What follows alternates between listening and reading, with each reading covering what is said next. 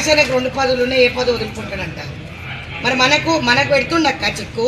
సరే no problem, ఇవ్వద్దని చెప్పు. పార్టీలు ఇవ్వకండి, గవర్నమెంట్ ఇవ్వకండి. మరి 2 పదవులు ఒక అన్న అనుభవించినప్పుడు మరి ఈరోజు పీసీసీ వదిలేసి ముఖ్యమంత్రి వారిలో ఒకటే పదవులు ఉన్నారు కదా. మరి మహేష్ అన్నని ఒక త్యాగం చేసి ఏ మహిళకన్నా ఇవ్వమని చెప్పండి. 33% మహిళలని ఎంకరేజ్ చేస్తుంది సోనియా గాంధీ గారు, రాహుల్ గాంధీ గారు, ఖర్గే గారు, కేసీ వేణుగోపాల్ గారు, అల్కలమ్మ గారు. నేను ఇది మా అధ్యక్షుల దృష్టికి కూడా తీసుకెళ్ళిన. ఆమె కూడా చాలాసార్లు నాకు చెప్పడం జరిగింది, అరే రే రే రే एक औरत के लिए इतने लोग कॉल करते सुनीता जी అంటే నిన్న మేడం మీరు నా గురించి ఇబ్బంది పడకండి, నేను లెటర్ రాసి ఇచ్చేస్తా, నా రెసిగ్నేషన్ యాక్సెప్ట్ చేయండి అని చెప్పిన. లేదు నేను ఏదైనా మంచి పొజిషన్లో ఇవ్వమని చెప్పి సీఎం గారికి నేను చెప్పడం జరిగింది. సీఎం గారు ఖచ్చితంగా ఇస్తారంటే నేను వెయిట్ చేస్తున్నాను. ఈరోజు నా చెల్లెళ్ళందరూ కూడా వెయిట్ చేయాలని లేదు కదా. సంవత్సరంన్నర ప్రతి అన్నకు తిరిగింది. డీసీసీ లెటర్లు కావాలని ఇచ్చినాం, కంటెస్టెడ్ ఎమ్మెల్యే లెటర్లు కావాలని రేవంత్ అని అన్నాడు. వాళ్ళే తీసుకురా మీకు పదవులు ఇస్తాను. మరి మా పేర్లు ఎందుకు వస్తలేవు? బీఆర్ఎస్ పార్టీ నుంచి వచ్చిన వాళ్ళు, బీజేపీ పార్టీ నుంచి వచ్చిన వాళ్ళు, వాళ్ళందరి పేర్లు వస్తున్నాయి. ఈరోజు వాళ్ళకు బాధ కలిగించిన సిచ్యుయేషన్. నిన్నందరూ నాతో కొట్లన్నారు. సగం మంది అధ్యక్షులు రాలే, ఎగ్జిక్యూటివ్కి రాలే. అక్క నువ్వు మాకు పదవులు ఇప్పిస్తావులే. జిల్లాకు 1 పదవి ఇచ్చినా కూడా మనం అడిగింది ఎన్ని పదవులు అక్క? 30 పదవులు అడిగినాం. ఈరోజు ఆ 30 పదవులలో ఒక్కొక్కటి జిల్లాకి ఇచ్చినా కూడా అన్న పెద్ద మనసు చేసుకున్న వాళ్ళందరితో వదిలే అక్క.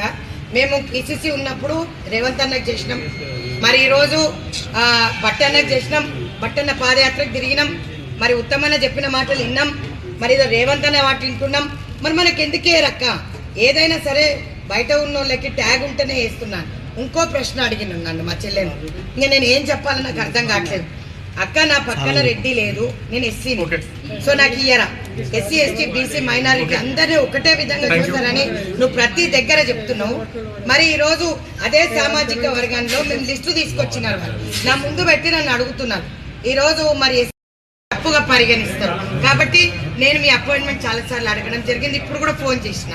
నాదేమైనా తప్పు ఉంటే చెప్పండి అన్న, కానీ నా శిక్ష నా చెల్లెళ్ళకి వేయకండి దయచేసి.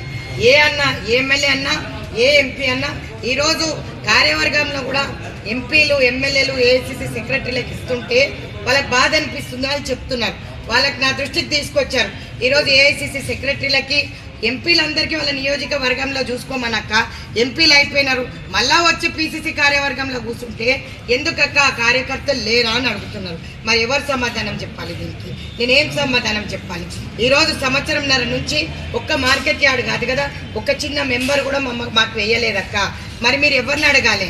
మేము రేవంత్ అన్న చెప్తే పని చేయలే, మహేష్ అన్న చెప్తే పని చేయలే, సునీతారావు చెప్తే పని చేసినాం. సునీతారావు కోసం ఉరుకొచ్చినాం. ఈరోజు సునీతారావుని మేము నిలదీస్తున్నాం అంటున్నాం. నేను కూర్చోవాల్సి వచ్చింది, ఎందుకంటే గత్యంతరం లేదు. నేను ముఖ్యమంత్రి వర్యులకు ప్రాధేయపడి చెప్పినాను. ఈరోజు కులగణన చేసినాను, బీసీలకు పెద్దపీట వేసినామన్నా. మరి మహేష్ అన్న అదే మాట అంటలేడు కదా. మరి అదే అంటున్నాడు మహేష్ అన్న. సీఎం గారు ఏ లిస్ట్ ఇస్తే అది నేను తీసుకెళ్తా అంటున్నాడు. గవర్నమెంట్లో ఉన్న వాళ్ళు, ఇప్పుడు నా ఒక చెల్లె అడిగింది, గవర్నమెంట్లో ఉన్న వాళ్ళు ఏ పార్టీ పదవులలో ఉండొద్దు, పార్టీలో ఉన్న వాళ్ళు గవర్నమెంట్ పదవులు ఉండొద్దు అంటారు. మరి కరెక్టే. మరి ఈరోజు మరి అదే నేను అడుగుతానేమో నన్ను తప్పుగా పరిగణిస్తారు. సరే నేనేమన్నాను, 1 year వరకు బ్యాన్ ఉండే అని అన్నాను. కంటెస్టెడ్ ఎమ్మెల్యేస్కి కంటెస్ట్ చేయడం నేరమన్నా. 1 year పోయింది, 1.5 year పోయింది. సరే నాకు వైస్ ప్రెసిడెంట్ ఇస్తాను పీసీసీ అధ్యక్షులు చెప్పినారు.